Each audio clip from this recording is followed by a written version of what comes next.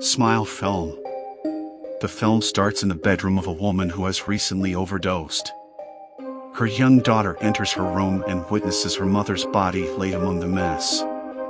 In the present day, the daughter, Rose Cotter, is a therapist, going about her day at work. She deals with a manic patient named Carl. He continuously mutters about people dying, and that he is going to die. Rose attempts to comfort him, but Carl continues with his episode. Rose then receives a call for an appointment with a young woman, Laura Weaver. When Rose meets her, Laura is distressed after a recent incident where she witnessed her professor bludgeon himself to death. Since then, Laura claims to have been seeing an evil presence that takes the form of others. After turning away from Rose and looking back, Laura begins panicking and freaking out. Rose calls for help, but she looks back to find that Laura has picked up a broken shard from a vase and is now flashing an unsettling grin. Laura slashes her throat before help arrives, leaving Rose in shock. Rose speaks to two detectives, one of whom is her ex Joel, for details on the event. She explains what she saw and also talks to her boss, Dr. Morgan Desai. Later, Rose goes to her home that she shares with her fiancé Trevor and their cat Mustache. Rose and Trevor go to dinner with Rose's sister Holly and her husband Greg, but Rose is so traumatized from Laura's suicide that she snaps at Holly when she chastises Rose about forgetting Holly's son Jackson's upcoming birthday. Rose attempts to go back to work and move on. She receives a call from Holly, as they both apologize for the argument, and Holly asks Rose to at least get Jackson a birthday gift. While they talk, Rose looks out the window and appears to see what looks like Laura in the distance. When Rose walks by Carl's room, he is seen with a disturbing smile like Laura and begins to repeatedly tell Rose, "You're going to die." She calls for help and Carl gets restrained by orderlies. When Rose goes to buy a gift for Jackson, she sees an apparition of Laura again, still grinning. At home, she cannot find Mustache and is startled when the security alarm goes off.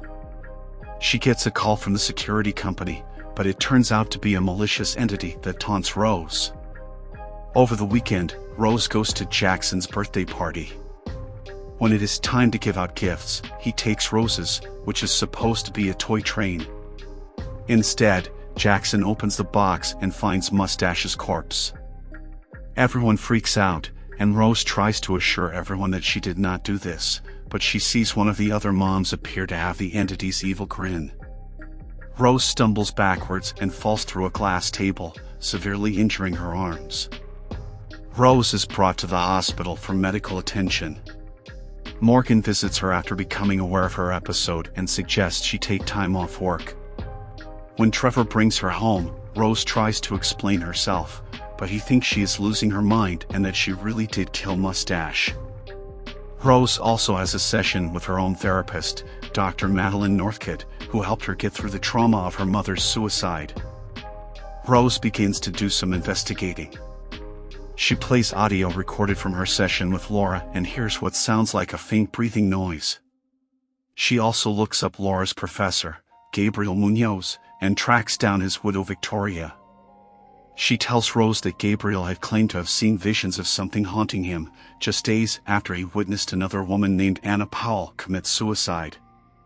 When Rose claims that she is experiencing what Gabriel did, Victoria thinks that Rose is mocking her tragedy and she orders her to leave. Rose visits Joel for help in her investigation, despite his initial reluctance. He looks up Anna Powell and finds that she died by gouging her eyes out. It is also reported that Anna saw a man commit suicide too, which is shown in security footage from a gas station where the man is seen with a creepy smile before he impaled himself in front of Anna. When Rose returns home, she finds that Trevor has called Madeline to provide a house call session since they are concerned for Rose's mental state. Rose snaps at Trevor, saying that he is more concerned with how she is going to make him look, leading to her storming out and breaking up with him. Rose also goes to visit Holly in an attempt to explain herself about the birthday, but Holly will not forgive Rose and says that she is spiraling like their mother did. Rose fires back that Holly never attempted to be there for their mother and that she had to take care of her until the end. Rose goes back to the car and appears to see Holly walk back to her, but it is just the entity haunting her. Joel escorts Rose to a prison where she meets the sole survivor of the curse, Robert Talley, Rob Morgan. He tells Rose that the entity latches itself onto people's trauma and spreads itself to new victims. Each of the victims witnessed a suicide, and they became the next victims, so Robert killed someone to prevent the entity from killing him. When Rose tells him that she cannot kill anyone, Robert freaks out and thinks that Rose brought the entity with him, forcing him to be restrained. Rose goes back home and tries talking to Madeline, seeing her at home on her own accord. This turns out to be the entity in disguise, since Madeline calls her for real moments later. The entity, as Madeline, grins at her and says Rose's time is coming. Fearing she has no choice, Rose drives to her job with a knife. She goes into the building and finds Carl's room, where she goads him into freaking out. Morgan runs in and sees Rose stabbing Carl repeatedly.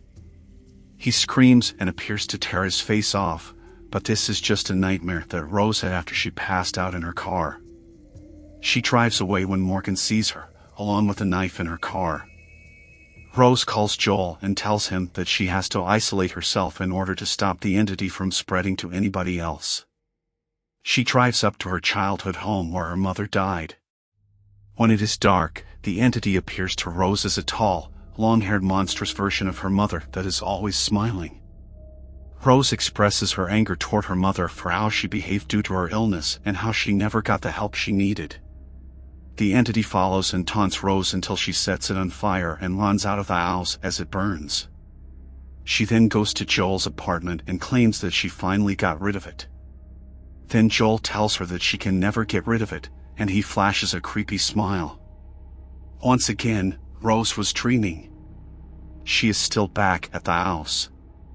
The entity finds her and tears its face off before stretching Rose's jaw open and climbing into her mouth. Joel shows up and enters the house, only to find Rose dousing herself with kerosene. She turns around, flashing her own creepy smile, and she lights herself on fire in front of a horrified Joel.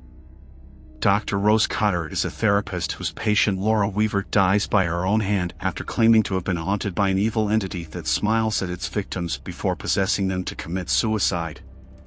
The entity kills Rose's cat, and its presence causes Rose to appear insane to her fiancé, sister, and her boss. Rose gets help from her detective ex-Joel, who learns about the link between the entity and others who committed suicide after they witnessed suicides days before.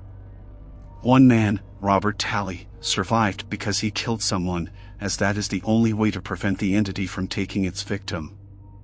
Rose contemplates killing one of her more disturbed patients, but she knows she can't. She drives to her childhood home to try and isolate herself so the entity will not pass on to anybody else. Although Rose thinks she has killed the entity, it tricks her and ends up possessing her to kill herself in front of Joel, meaning he will now suffer the curse.